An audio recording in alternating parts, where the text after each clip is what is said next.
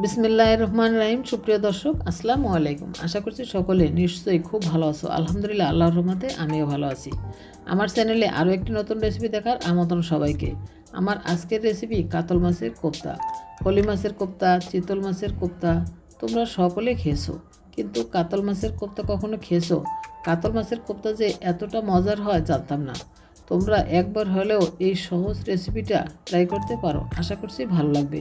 Recipe ভালো লাগলে like comment share করতে ভুলে যেও না। আমার চ্যানেল নতুন হয়ে থাকলে চ্যানেলটি সাবস্ক্রাইব করে বেল বাটনটি অন করে দিও আমার পরবর্তী ভিডিওর নোটিফিকেশন সবার আগে পাওয়ার জন্য।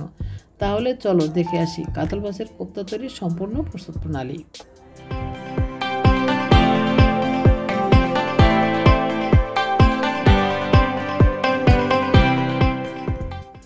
কোপ্তা তৈরি করার জন্য আমি এখানে 5 টুকরা কাতল মাছ ভালোভাবে ধুয়ে পানি ঝরিয়ে নিয়েছি। এবার এক পিস করে মাছ পাটায় নিয়ে ছেঁচে নিচ্ছি।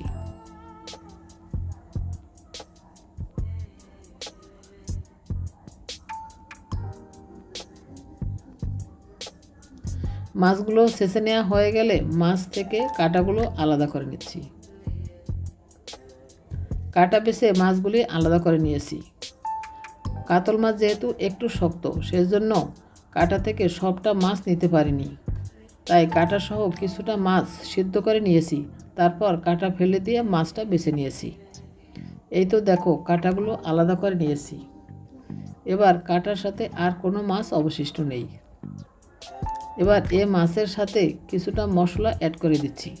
এখানে আমি নিয়েছি হলুদ গুঁড়া 1 চা চামচ, মরিচ গুঁড়া 1 চা চামচ, জিরা গুঁড়া 1/2 চা চামচ, ধনিয়া গুঁড়া 1 চা চামচ, নিয়েছি গোলমরিচ গুঁড়া 1/4 চা চামচ, গরম মশলা গুঁড়া নিয়েছি 1/4 চা চামচ। এবার নিয়েছি পেঁয়াজ বাটা 2 টেবিল চামচ, আদা রসুন বাটা 1/2 টেবিল চামচ।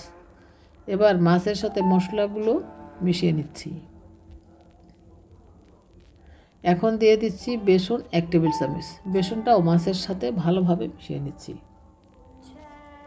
মেশানো হয়ে গেলে এভাবে গোল শেপ দিয়ে মাছের কোপ্তা বানিয়ে নিচ্ছি। এই তো একটা বানিয়ে নিয়েছি, আর একইভাবে সবগুলো বানিয়ে নিয়েছি। এখন ভাজার পালা। ভাজার জন্য চুলায় একটি প্যান দিয়ে তাতে পরিমাণ মতো তেল দিয়ে গরম করে নিয়েছি। আর এখানে আমি 2টি ডিম ভেঙে কুসুমটা বাদ দিয়ে শুধু ডিমের সাদা অংশটা নিয়েছি। এখন এই ডিমের সাদা অংশের মধ্যে মাছের কোপ্তাগুলো ডুবিয়ে তারপর তেলের মধ্যে দিয়ে দিচ্ছি।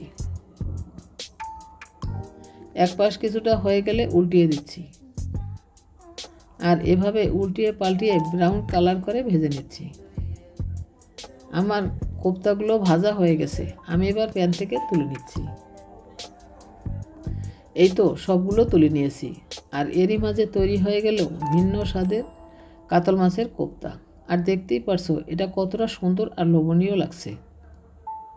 তোমরা একবার হলেও আমার আজকের এই ভিন্ন স্বাদের কাতল মাছের কোপ্তা রেসিপিটা ট্রাই করতে পারো। আশা করছি ভালো লাগবে। ভালো লাগলে একটা লাইক দিও। সবাইকে অসংখ্য ধন্যবাদ জানিয়ে আজকের মতো এখানেই বিদায় নিচ্ছি। কথা হবে নেক্সট ভিডিওতে। সে বন্ধু সবাই খুব ভালো থেকো। আল্লাহ হাফেজ।